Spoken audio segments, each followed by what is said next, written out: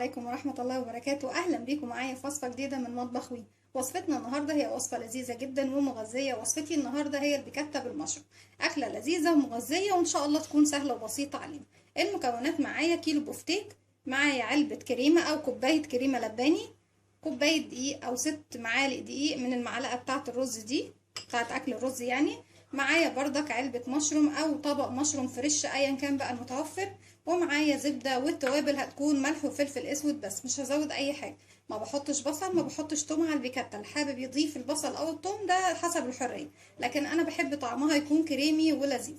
تعالوا بقى معايا نروح للبوتاجاز ونشوف هنعمل البيكاتا بتاعتنا مع بعض ازاي. رجعت لكم تاني. اول حاجه هبدا اضيفها هي الزبده.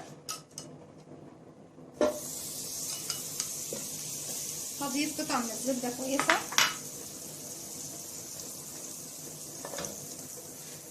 وهضيف عليها بس نقطتين من الزيت، يعني حبه بس بسيطه من الزيت عشان الزبده بتاعتك ما تتحرقش وانتي شغاله.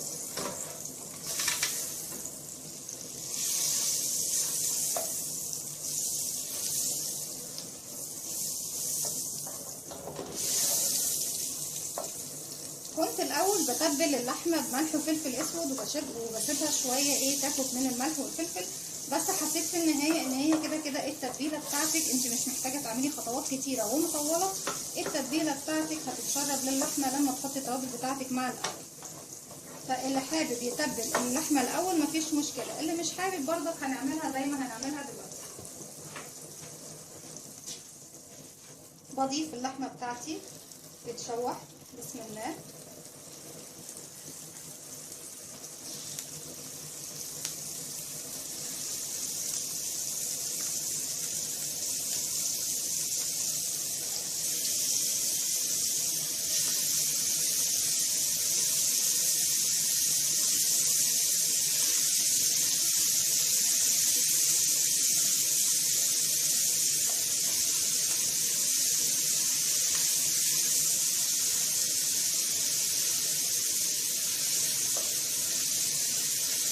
بندي للحمه صدمه.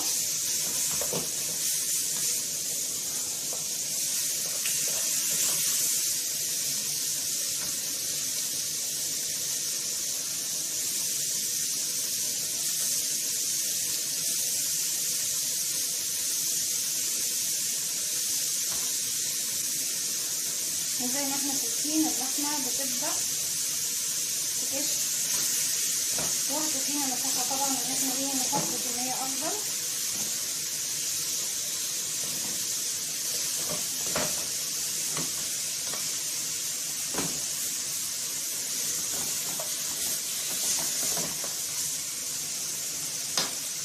بفضل اضيف كل قطع اللحمه بتاعتي زي ما احنا شايفين.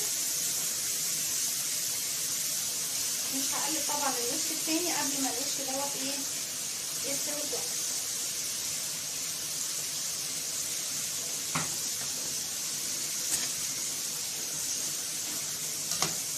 بقلب زي ما احنا شايفين اللحمه.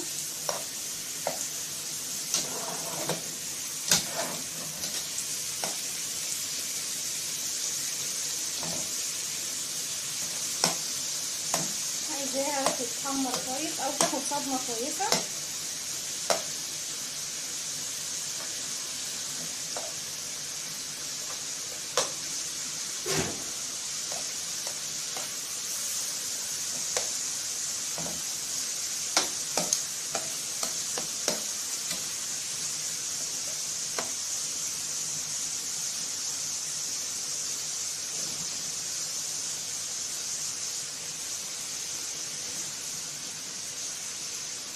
وبيكون معايا طبق تاني. اللحمه اللي بتستوي معايا بطلعها على طول، لاني لسه طبعا هشوح المشروم وهشوح الدقيق.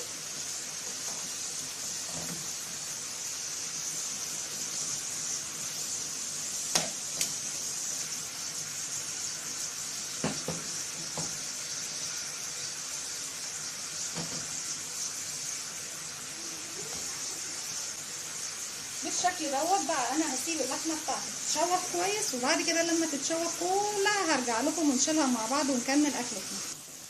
رجعت لكم تاني. في المرحله دي هبدا اتبل اللحمه بتاعتي. هرش عليها الملح مش كل كميه الملح طبعا، يعني كميه بس ايه اللي ايه تملح لي اللحمه بتاعتي، ورشه من الفلفل الاسود. طيب في ناس هيقولوا لي طب يا رندا افرضي اللحمه كبيره. اللحمه لو كبيره في المرحله دي انا كده كده ايه هخليها بس تشرب الجوس اللي نازل منها ده وهشيلها. اللحمه اللي انا جايباها مش لحمه كبيره، طريه وحلوه ومش محتاجه ان انا اسويها اكتر.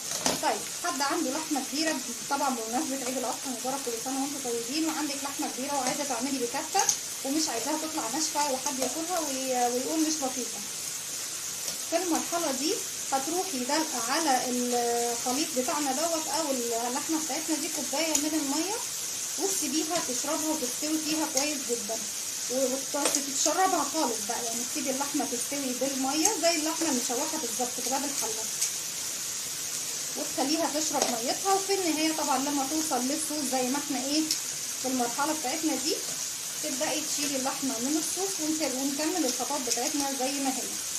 حسيتي برضك ان اللحمه لسه محتاجه سوا، زودي كمان نص كوبايه ميه تاني وسيبيها تستوي تاني مفيش مشكله لحد ما تحسي ان اللحمه بتاعتك استوت خالص. هتبداي في المرحله دي بقى تكملي خطواتك معانا بشكل طبيعي زي ما احنا شايفين اهو. اللحمه بتاعتي خدت لون كويس وشربت الصوص بتاعها، وده طبعا اللون اللي انا عاوزاه زي ما احنا شايفين اهو قد ايه حلوه بالشكل ده. في المرحله دي طبعا انا هشيل اللحمه بتاعتي زي ما اتفقت معاكم، اللي اللحمه بتاعته عجوزه شويه او ناشفه هنحتاجها تكون طريه، هتزودي كوبايه ميه او نص كوبايه ميه لغايه ما تشربها اللحمه. لو استوت اوكي هتكملي خطواتك، ما استوتش زودي كمان نص كوبايه ميه لغايه ما اللحمه بتاعتك تستوي والتانيه تسويها زي كباب الحله. وبعد كده هنشيلها ونبدا نكمل خطواتنا. انا دلوقتي في المرحله دي معايا طبق تاني، هشيل اللحمه بتاعتي كلها في طبق تاني هشيلها وهرجع لكم نكمل خطواتنا مع بعض. رجعت لكم تاني. لو حسيت انك محتاجه نوع من الدسم زودي قطعه زبده صغيره. وفي المرحله دي هنشوح المشروم. بسم الله الرحمن الرحيم.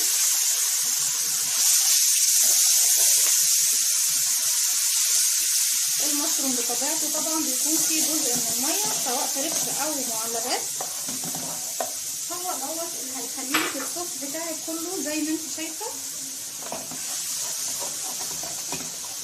وتقلبي كويس لان احنا عايزين طبعا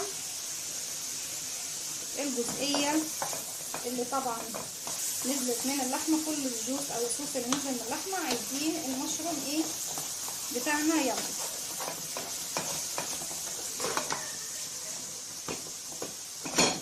هقلب لكم بس الصينيه زي ما انتم شايفين. الجزئيه دي اهي فيها جزء من صوص اللحمه، بتقلبي فيها كويس المشروم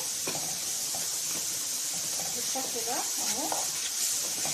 في المرحله دي هبدا اضيف الدقيق.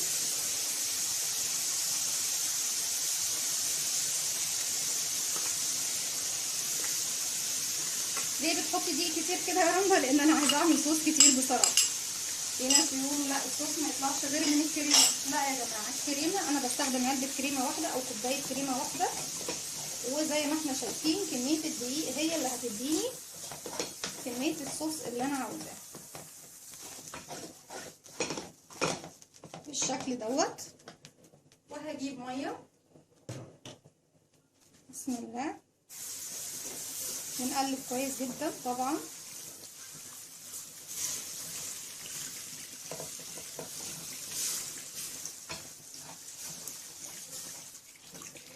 حط كميه ميه تكفي طبعا الصوص بتاعي.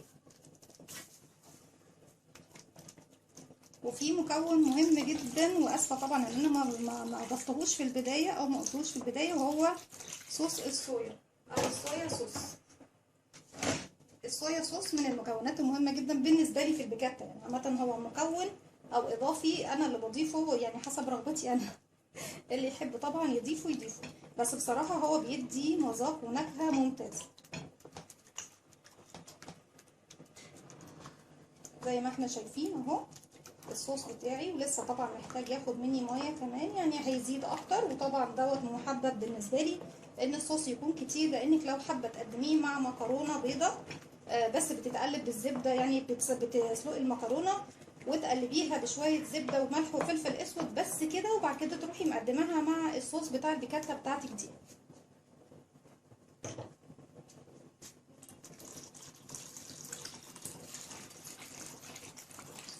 لسه بزود، ما تقلقيش.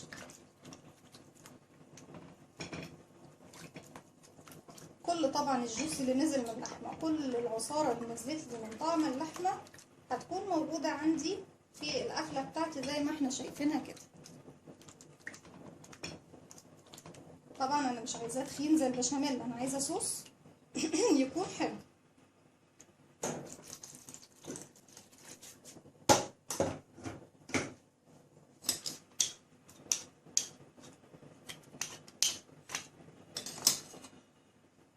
بفضل طبعا اقلب الصوص بتاعي كويس جدا.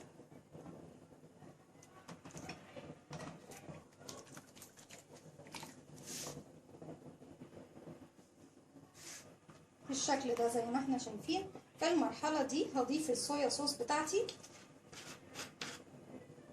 بضيف حوالي نص فنجان او ربع فنجان زي ما انتم شايفين. انا بضيف بقى بالازازه مش بضيف بالكميه زي ما بقول لكم كده، وبشوف انا محتاجه قد ايه. الصويا صوص بصراحه هي بتكون اللمسه او الحاجه البسيطه اللي بتضيفيها بتديكي طعم ومذاق للبيكاتا، وده السر طبعا في البيكاتا الخاصه بتاعتي. كل اللي بيدوقها بصراحه بيشكر فيها جدا وبيحبها جدا، ويفتكر ان هي حاجه صعبه، الا ان هي حاجه مش صعبه خالص وسهله وبسيطه. وزي ما احنا شايفين كميه الصوص اللي بنطلعها بتكون شكلها ايه. انا مش هزود صوص بقى اكتر من كده، هو كده اللون كويس جدا بالنسبه لي.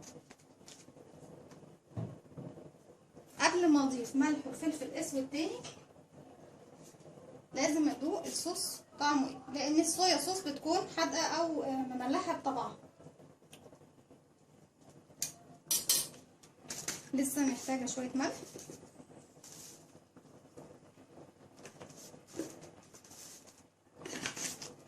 وبس هضيف كمان شويه فلفل اسود بسيط جدا،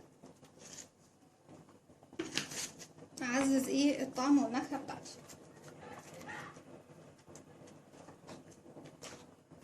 في المرحله دي هرجع تاني ارجع اللحمه بتاعتي.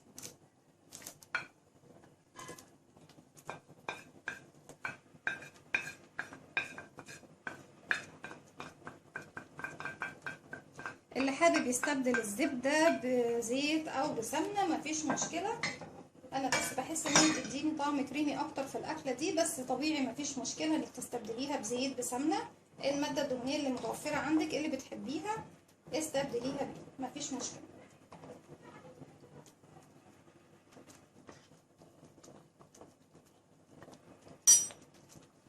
كده تمام زي ما احنا شايفين.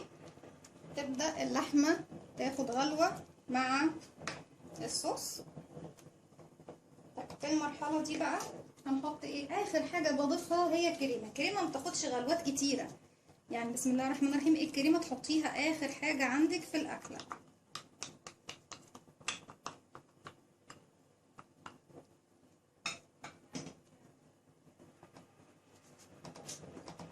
وتقلبي كويس جدا بقى.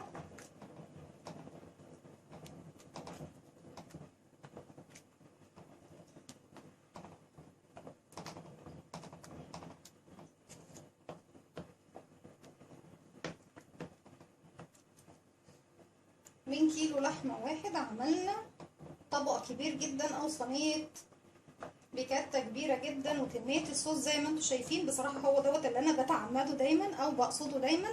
انا الاسره عندي هنا او كل صحباتي او كل قرايبي اللي كانوا بيحبوا ياكلوا من ايدي البيكاتا دي بيحبوا طبعا الصوص يكون كتير، لان بنقدمها مع مكرونه بيضه زي ما اتفقنا، بنسلقها ونحط عليها شويه زبده وشويه ملح وفلفل اسود وتصبي عليها الصوص دوت طبعا مع مع قطع اللحمه عفوا، بتكون ممتازه.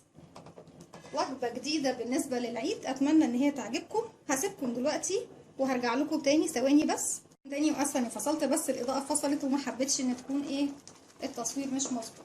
طيب بالشكل ده خلاص اللحمه بتاعتي زي ما احنا شايفينها اندمجت خلاص مع الصوص، وده سمك الصوص اللي انا عاوزاه. احنا لو سيبنا طبعا الصوص يغلي اكتر من كده هيتخن اكتر، بس زي ما اتفقنا مع بعض ما تخلوش الكريمه تغلي معانا كتير. ده سمك الصوص زي ما احنا شايفينه اهو،